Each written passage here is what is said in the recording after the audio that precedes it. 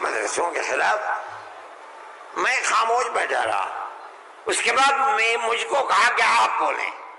میں بولے. میں نے ان سے کہا کہ آپ نہیں جانتے کہ مدرسوں کا کردار کیا ہے. میں آپ کو بتاتا ہوں.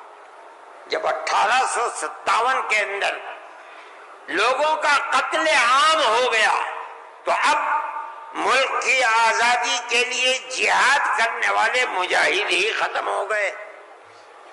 جن لوگوں نے جہاد کیا تھا وہ جیل میں پکڑے گئے. جب عام معافی کا اعلان ہوا تو علماء نکلے اور سر جوڑ کر بیٹھے. 57 میں جہاد ہوا تھا. ٹھیک 9 سال کے بعد 1866 میں دارالعلوم کی بنیاد رکھی. کیوں؟ اب مجاہد زندہ نہیں رہے. دارالعلوم میں جنگ آزادی کے لیے مجاہدین کی فیکٹری بنانی تھی. وہ ہے دارالعلوم کے اوپر. مدارس اسلامیہ زندہ باد. جمعیت علماء ہند زندہ باد. نعرہ تکبیر. اللہ اکبر. مدارس اسلامیہ. اللہ اکبر. اس فیکٹری سے بڑے بڑے ہزاروں مدرسے بن گئے. جہاں دنیا میں جائیے, نیو یارک میں چلے جائیے, واشنگٹن میں چلے جائیے, لندن میں چلے جائیے, ساؤتھ افریقہ میں چلے جائیے, اور ایشیا کے اندر تو جس ملک میں قدم رکھو یہیں کے فارغ ہیں یا یہاں کے فارغ ہونے والے کے شاگرد ہیں جنہوں نے مدرسے بنا رکھے ہیں. یہ مدرسے در حقیقت ملک کی آزادی کی ضمانت ہے. ملک کے اندر حضرت شیخ الہند یہیں کے پیدا ہوئے جنہوں نے 4 سال مالٹا میں جیل کاٹی. مولانا مدنی یہیں سے پیدا ہوئے ہیں جنہوں نے 9 سال انگریز کی جیل کاٹی ہے. اور میں نے کہا میں کتنوں کا نام لوں آپ کے سامنے. یہ مدرسوں کی زندگی ہے اور یہ تاریخ ہے. آپ اس تاریخ کو بجھانا چاہتے ہیں. کہتے ہیں بالکل نہیں. انہوں نے کہا کہ ہم نہیں بجھانا. میں نے کہا کہ یہ ہو نہیں سکتا کہ آپ پیسہ دیں انہیں اور پھر ان کے نظام تعلیم اور نصاب تعلیم میں دخل نہ دیں. آواز آئی ہم وعدہ کرتے ہیں کہ نہیں دیں گے. میں نے کہا اچھا میں آپ کو جھوٹا نہیں کہتا ہوں. مجھے یہ بتائیے کہ ابھی الیکشن میں 3 سال باقی ہیں. کیا آپ یہ ضمانت دے سکتے ہیں کہ 3 سال کے بعد جو الیکشن ہوگا اس الیکشن کے نتیجے میں کامیاب ہو کر آپ ہی اقتدار کی کرسی پر بیٹھیں گے؟ کہنے لگے نہیں دے سکتے. میں نے کہا تو آپ تو 3 سال کی ضمانت نہیں دیتے اور میرے دل میں یہ ارمان ہے کہ اگر قیامت تک میں زندہ رہوں گا تو مدرسوں کو لے کے چلوں گا. میرا آپ سے کیسے ہو جائے گا؟ میری آپ سے اس میں مثالات نہیں ہو سکتی. آپ کو اسکول بنانے ہیں, آپ مجھے دیجیے. آپ اگر 50 اسکول کہیں گے میں 50 بنا دوں گا.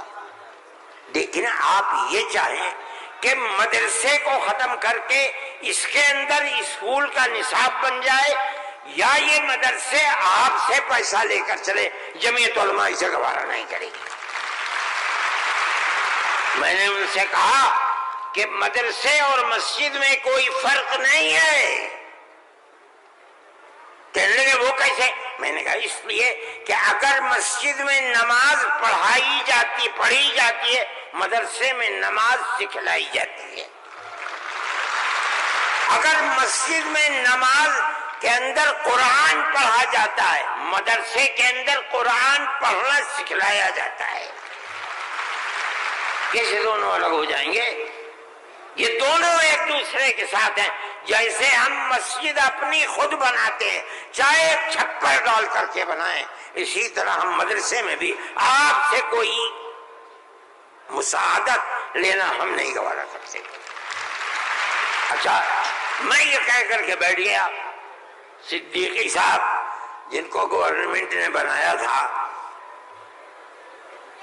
اسکولوں کو ان کا اقلیتی کردار دینے کے لیے وہ میرے برابر بیٹھے تھے، وہ بھی اس اجتماع کو بلانے والے تھے۔ اس کے بعد ایک اور صاحب کھڑے ہوئے میرے بعد، انہوں نے پہلے تو یہ کہا کہ مجھے بڑا افسوس ہے کہ آپ نے ارشد کے بعد مجھے بلا لیا، کچھ وقفے کے بعد بلاتے۔ انہوں نے تقریر اور جیسے انہوں نے کہا، میں نے اس پر یہ کہا کہ میرے اندر یہ طاقت ہے، آپ جو فرمائیں گے میں اسے قبول کروں گا، خاموش، میں کوئی اس کی تردید نہیں کروں گا، اس لیے آپ فرمائیے۔ جیسے انہوں نے کہا کہ مدرسوں کا کردار کمزور ہو گیا، وہ تو مجمع جو صبح سے کھڑے ہو گئے، خبیث ہے، اتار دو، پھینک دو، نکال دو اس کو یہاں سے۔ جب آگ لگنے لگی تو میں نے صدیقی صاحب سے کہا، صدیقی صاحب میں تو جا رہا ہوں۔ صدیقی صاحب نے مجھے پکڑے، بھائی خدا کے لیے بیٹھ جاؤ، یہ مجمع ہمارے قابو میں نہیں آئے گا۔ تو میں نے ان لوگوں سے کہا کہ بھائی کیا بات ہے، کیوں آخر گھبرا رہے؟ ایک بات ہے، آپ کی مرضی کے مطابق ہے آپ قبول کیجئے، نہ مرضی کے مطابق ہے آپ نہ قبول، لیکن اس اجلاس کے اندر یہاں کیوں شور بچاتے ہو؟ خیر وہ لوگ بیٹھ گئے، جب ہو گیا تو میں اٹھ کے بھاگ گیا۔ کانگریس گورنمنٹ کی جو بالکل آخری شخصیت تھی، انہوں نے کہا کہ بھائی سونیا جی صدر تھی، انہوں نے کہا کہ آپ نے کیا کر دیا، میں پہلے منع کرتی تھی کہ اس مسئلے کو نہ چھوڑو، بند کر دو اس کو، جو مدرسہ بند ہو گیا۔ آج بھی یہی مصیبت تھی، ان مدرسوں کے خلاف ابتدا میں جو امداد نہیں لیتے تھے کوئی نہیں بولتا تھا، اس لیے کہ جب تمہارا کھایا نہیں ہے تو تم ہم سے پوچھ کیوں سکتے ہو؟ جو تمہارا کھاتے ہیں ان سے جا کے کہو، انہوں نے کھایا ہے اب تم ان کے حلق سے نکالو، ہم نے تو کبھی تم سے 2 پیسے بھی نہیں لیے۔ دارالعلوم دیوبند کو سن 56 کے اندر، 1956 میں، جو اس وقت یہاں بہار کے آدمی تھے اور ملک کے صدر جمہوریہ تھے ڈاکٹر راجندر پرساد، وہ دیوبند آئے تھے۔ انہوں نے دیوبند، حضرت رحمت اللہ علیہ زندہ تھے، حضرت مدنی، انہوں نے دارالعلوم کے لیے ایک لائبریری کے پیسے دارالعلوم کو دینے کا وعدہ کیا۔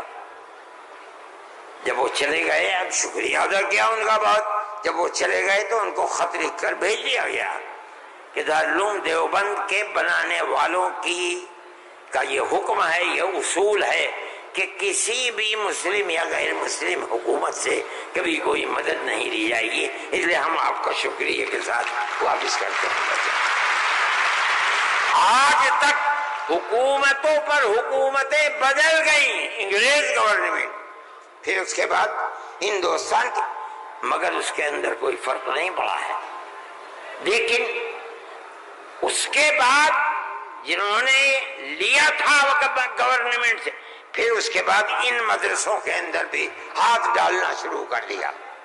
جمعیت علماء اس سلسلے کے اندر کورٹ میں گئی، اگرچہ ان مدارس کے سلسلے میں کوئی فیصلہ ابھی تک نہیں آیا، لیکن ہم یہ سمجھتے ہیں کہ قانونی اور دستوری اعتبار سے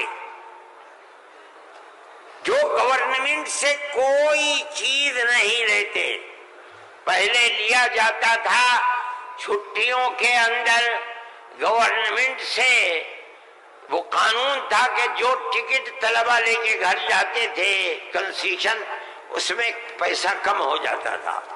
جب گورنمنٹ کی نظریں بدلنی شروع ہوئی، دارالعلوم نے بند کر دیا، اس کو ہم نہیں لیتے۔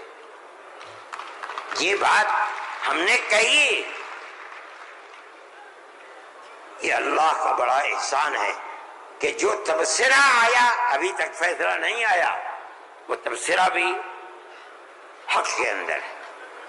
انشاءاللہ جب گورنمنٹ سے کوئی تعلق ہی نہیں ہے اور دستور کی دفعات 25 اور 26 اقلیت کو یہ حق دیتی ہے کہ وہ اپنے اداروں کو قائم کر لے، کوئی رکاوٹ نہیں ہے، تو ہمارے مذہبی اداروں کے اوپر کیسے رکاوٹ ہو سکتی ہے؟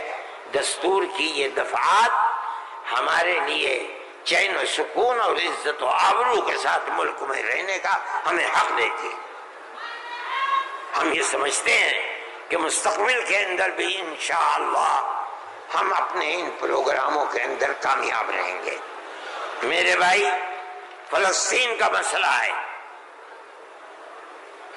دیکھیے جب یہ مسئلہ ہوا اسی دن ہماری گورنمنٹ نے ایک بات کہی کہ یہ دہشت گردی ہے، فلسطینیوں نے حملہ کیا اسرائیل کے اوپر۔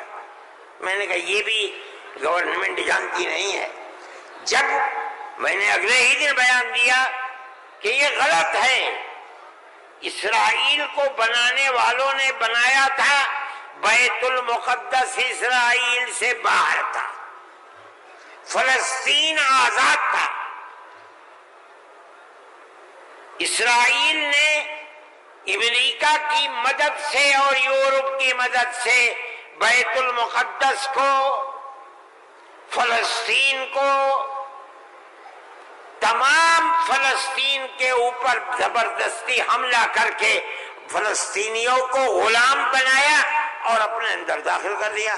پھر یہی نہیں، 2-4 سال کے بعد حملہ کیا شام کے اوپر، اور گولان کی جو پہاڑیاں تھیں ان کو اپنے قبضے میں لے لیا۔ جب اسرائیل بنا، نہ فلسطین، نہ بیت المقدس، نہ گولان کی پہاڑیاں، کوئی چیز فلسطین میں نہیں تھی۔ اب فلسطین